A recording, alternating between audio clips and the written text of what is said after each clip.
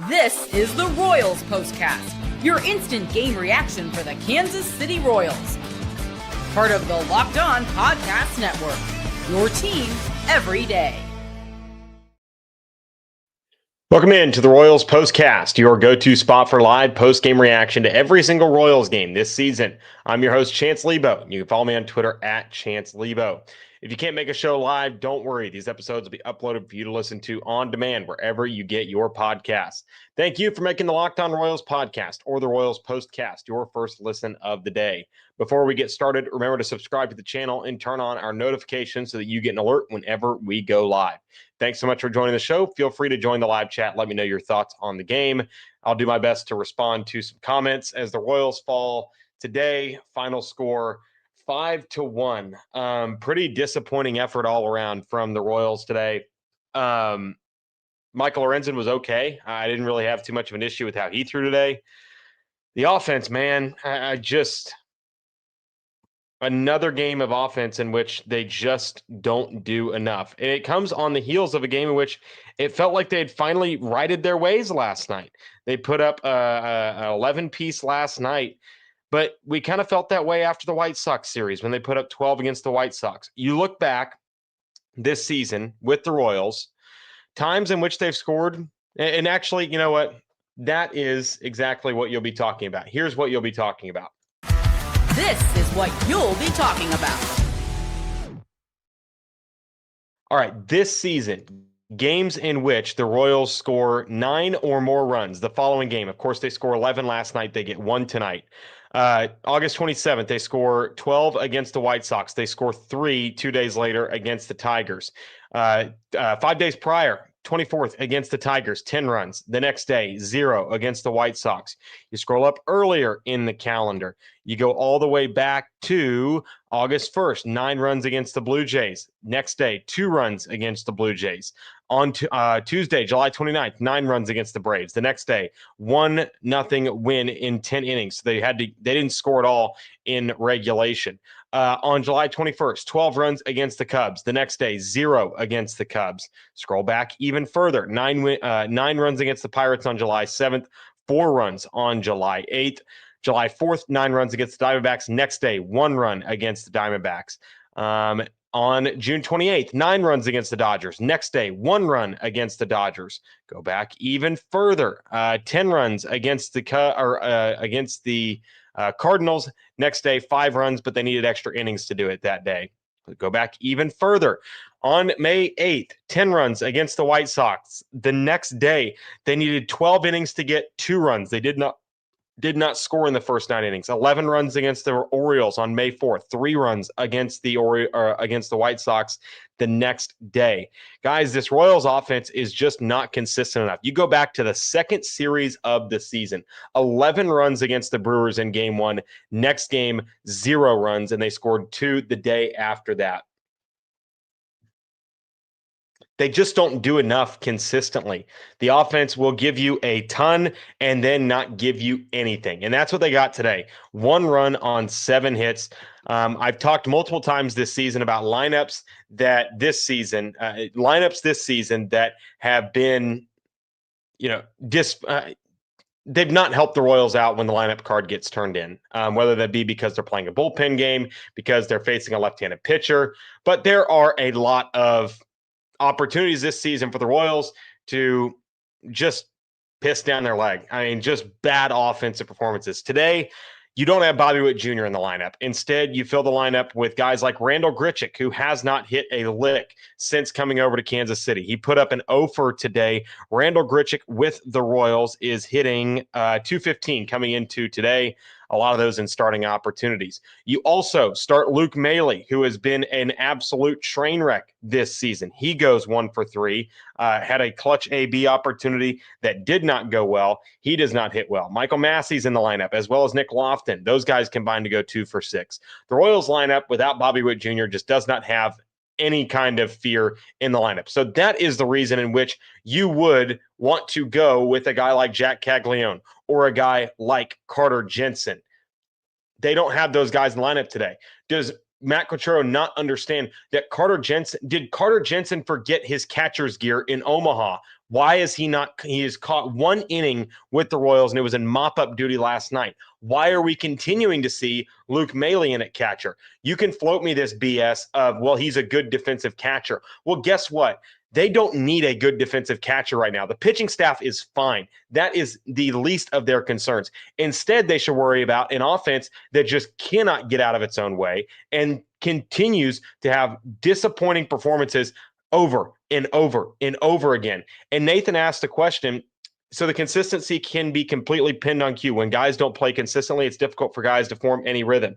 I mean, I agree to a certain degree. The problem is that guys are playing consistently. He's playing 13 guys for some reason. He's continuing to pinch hit guys. He is not this weekend. He didn't really pinch hit anybody until tonight's game. But yeah, I think, I don't know if I'd say the consistency is because of, you look at the Dodgers lineup. The Dodgers changed their lineup. Yeah, the top four is the same. The Dodgers change that 5 through 9 every day. Yankees, same way. Teams with organizational depth are able to do that. The Royals are not one of those teams. The Royals, as I've said multiple times this season, at one point had just 4 big league hitters on the roster. Now I'd say they probably have 5.5. And we're sitting at this point right now where the Royals just continue to shoot themselves in the foot. I'm not pinning this loss on Matt Quatraro. Somebody in the chat before we went live was talking about, well, Matt Quatraro's losing games on purpose. That's not happening. I don't think Matt Quatraro's losing games on purpose. You can certainly think that. It's your opinion, but I disagree wholeheartedly. I just think that, and it's not just Matt Quatraro. That is the most common misunderstanding when it comes to Major League Baseball is that you think that, Matt Quatraro just sits in his offense and goes, what should the lineup be today? No, it's a lot of people. It's the research and development team. It's the scouting team. It's the general manager. It's the manager. Everybody has a say in what the lineup card looks like. It's not just Matt Quatraro going full narcissist mode and saying, here's what the 9-man crew is going to be today. But they had no Carter Jensen and no Jack Caglione in the lineup today. Against a right-handed pitcher, which was really confusing to me. So I thought to myself, I wonder, does Bailey Ober have reverse splits where he pitches better against left-handed pitchers than right-handed pitchers? Actually, that's not true because right-handers are hitting .277 against him this year with a .513 slug, .832 OPS.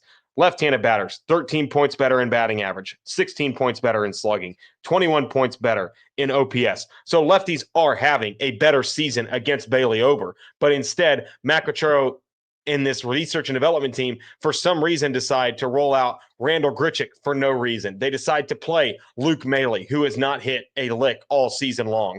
I don't get why they're making the decisions that they are. There's a reason I'm sitting in a desk chair on a Sunday afternoon at 4:15 p.m.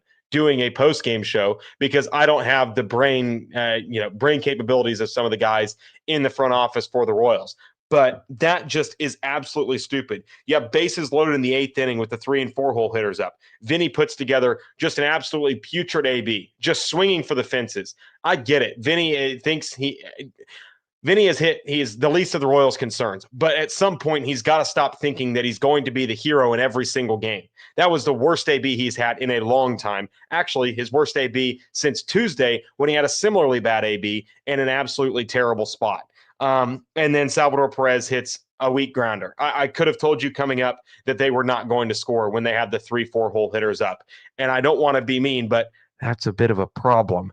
That's an issue when your 3 and 4 hole hitters come up. And I, as a fan and an avid observer of this Royals team, have zero confidence that they're going to be able to get the job done. They went 9 up, 9 down to start the game before a leadoff double in the 4th. And guess what? That gets stranded. Bottom of the 5th inning, Luke Maile comes up with 2 on, 2 out. You have Carter Jensen on your bench, who you eventually pinch hit later in the game, and you don't pinch hit him in this spot with 2 on and 2 out and a chance to threaten. That's a stupid managerial decision. How many times has Matt Quatraro pinch hit in the 5th inning? How many times this season have we come to the table and said, he's got to stop pinch hitting guys so early? That was a perfect spot to put Carter Jensen in the game because he's a catcher. He hits right-handed pitchers. That's a spot where you want him up because he is a better hitter than Luke Maile. He strikes out with 2 on and 2 out, and the Royals would not score a run in that inning. Maikel Garcia double, Vinny RBI single. Finally, the Royals are on the board. But Salvi, double play. How many double plays have the Royals been in this second half of the season? They lead Major League Baseball in double plays this season. And I get it. It's not all on the manager. Execution has to be better. And then in the ninth inning, Jack Caglione, 13-pitch walk. Probably could have used that in the lineup today against Bailey Ober. Carter Jensen works a 7-pitch walk. Probably could have used that instead of Luke Maile behind the plate, who goes 1 for 3 with 2 punch-outs, and his one hit was a little off the end of the bat kind of looper into left field. Why are you pinch hitting them in the ninth inning if you aren't going to play them early in the game? Why didn't you have them in the lineup when you're basically throwing up the flag of saying, hey, guys, we actually did not put our 2 best hitters at that position in the lineup early in the game?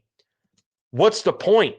What are you telling everybody? You're telling everybody that you went 8 innings of BS against this awful pitching staff for the Minnesota Twins and decided in the ninth inning you're actually going to try. That's a stupid decision on Matt Quatraro. I'm not going to say that this loss is on him. Players have to execute. Today, the Royals hit into 2 double plays.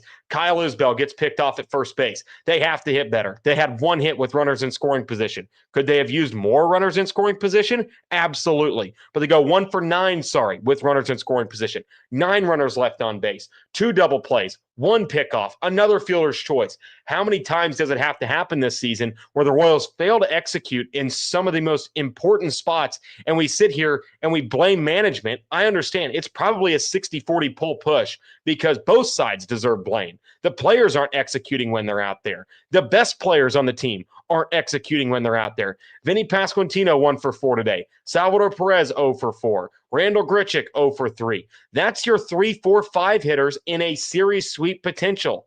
They could have swept the series and put themselves in a better position. What did Seattle do today? Seattle was up 18-2. Guess what? That's what good teams do when they have an opportunity to win a series. This Royals team is not a good team.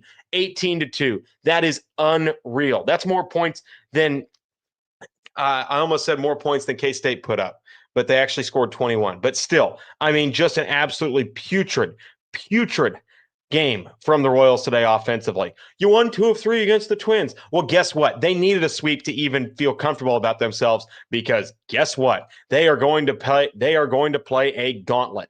They get the Guardians, who they've struggled with, and they get Berger, Cameron Waka, Sassoni, Cantillo, Allen countering, and then Kolek and Gavin Williams.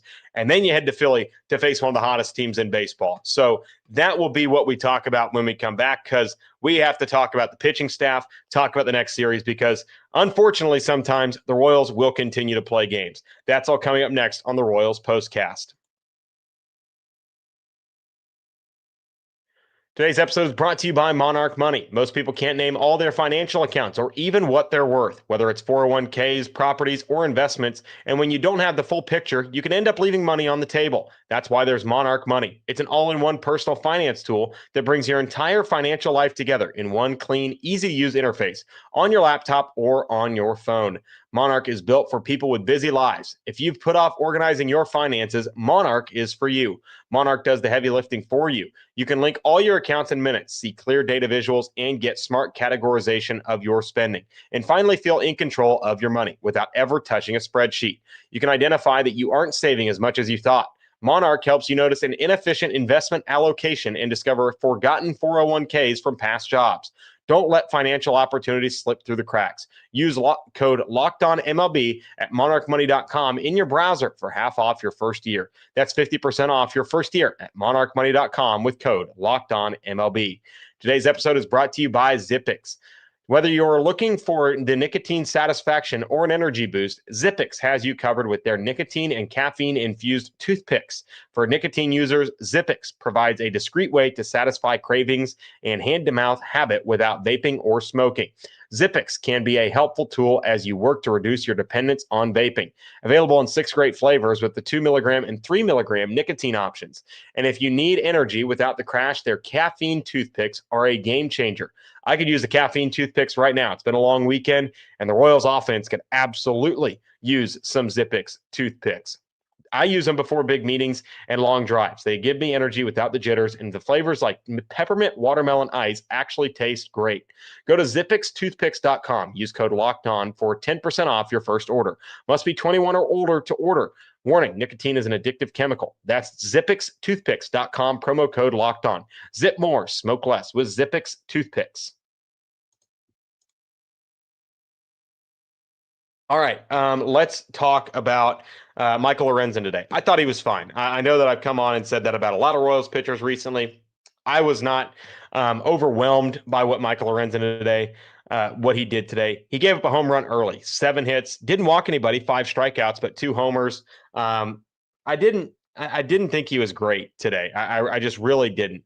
And he shouldn't have to throw 7 innings of shutout baseball for the Royals offense to have a striking chance. That's the issue we sit at right now, is that they just don't have enough offense to supplement a game in which Michael Lorenzen was fine. I mean, he was okay. 5 1/3, 7 hits, 4 earned runs, no walks, and 2 strikeouts.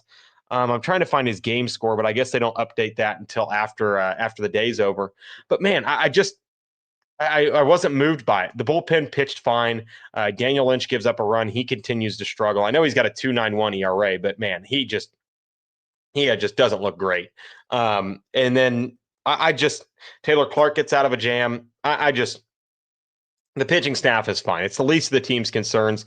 But this week, I mean, they have 7 straight days on the road. And last time they were on the road for more than 9 days at a time, things really fall off.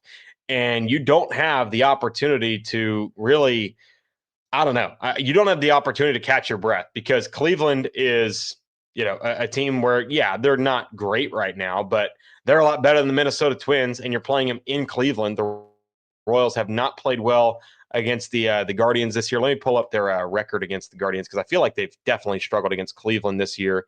They are 4-5 against the Guardians this year. I believe that's the last series of the season with Cleveland. And then you head to Philly for 3, and Philly is absolutely scorching hot right now. Get your bets in right now. Kyle Schwarber is going to hit a home run this weekend against the Royals. I can almost guarantee it. But you're getting Walker Buehler, Taijuan Walker, and Aaron Nola. Funny enough, I guess Walker Buehler, it's Dustin May they faced already twice with 2 different teams. But those are not pitching matchups that I love for the Royals. I don't want to say luck out with the Zach Wheeler injury, because that's a bad way to look at it. But, you don't face Zach Wheeler. You don't face Christopher Sanchez, so I guess you can be happy about that. But Cleveland, Gavin Williams, Logan Allen, Joey Cantillo, and then Slade Ciccone. And you get Ryan Bergert, Noah Cameron, Michael Wacha, and Stephen Kolek going. I feel like that's probably their best 4, but I don't know. And then maybe you get a Cole Reagan start in Philly over the weekend. But man, that was pretty rough. And hopefully Bobby Witt Jr. is okay. But the other thing to note about this series, and it was funny enough, my girlfriend brought this up to me. The Royals play 7 straight night games. So it's not like they get a day game and then they get a half day to travel to Philly. They get 7 straight days of the same schedule over and over again. I don't love that for them, especially heading into Philly, which is going to be a hornet's nest, especially considering it's funny. The Phillies and the Royals play this weekend, and the Eagles and the Chiefs play this weekend. So get your bets in now on which team performs better. I know there's some people that are high on the Chiefs right now, but not sure. But yeah, that was a pretty dismal performance from the Royals today, and it's not going to get any easier. You actually have to try to win a series against a tough team on the road this week, and that's not something the Royals have done here recently. So it's going to be tough, but the Royals are built tough. So appreciate you guys for being here with us today, spending your NFL Sunday afternoon with us. We'll be back tomorrow. We'll be back tomorrow night for another edition of the Royals Postcast.